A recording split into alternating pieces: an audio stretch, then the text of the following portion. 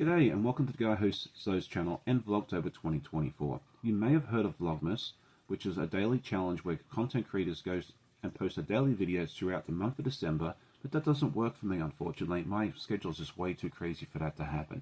So I choose to do mine in October and call it Vlogtober. I did it last year, had an absolute blast, and I've been planning this year's event for quite some time.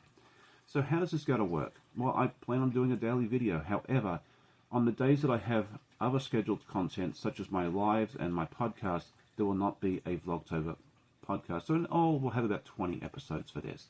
So let's just duck into it and what is going to be the theme this year. I've called this Before the Podcast. Since I started my podcast a few years ago, you've gotten to see all the projects I've been working on from start to completion, or from start to where I am right now, right? But what about before the podcast? What projects did I work on before I started hitting the record button back in 2021? This is where you get to find out. Let's take a journey down memory lane. Well, once upon a time. Just kidding, this is not a fairy tale. This is a tale of my first quilt. As many of you know, I got interested in quilting when I saw all the quilts at the State Fair of Virginia about 11 years ago and decided to give it a go for myself. Since I didn't have anyone to teach me and I didn't really want to go get lessons, I thought I'd start off real simple with a patchwork quilt, and that's where this one came into effect, and I learned a lot of fun lessons from it. Since I didn't know if this would be something I would be having a continued interest in, I just only got the basics: a cutting mat, a rotary cutter, some fabric, some scissors, a sewing machine, and that was about it.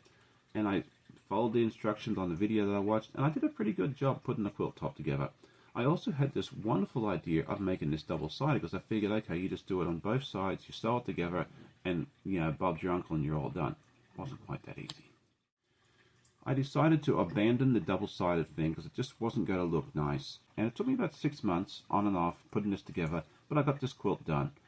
I ended up actually doing a fancy quilt, like almost free motion quilting on this, and did a bunch of leaves on this. And I think this is really fun, and I'm really proud of myself for trying this on my very first go.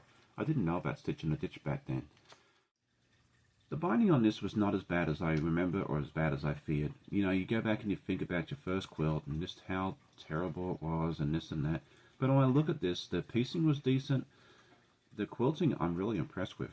And then the binding, it's not as tight and pretty as it is today, but it holds together. So that's really all that matters, right? And so at the end of these videos, I just want to ask myself 3 questions on this. And first of all, look at what type of quilt it was. It was basically just a standard patchwork quilt. What I liked about it, I liked that it came together as expected. I didn't set my bar too high, which I thought was a very, very smart thing at the very beginning.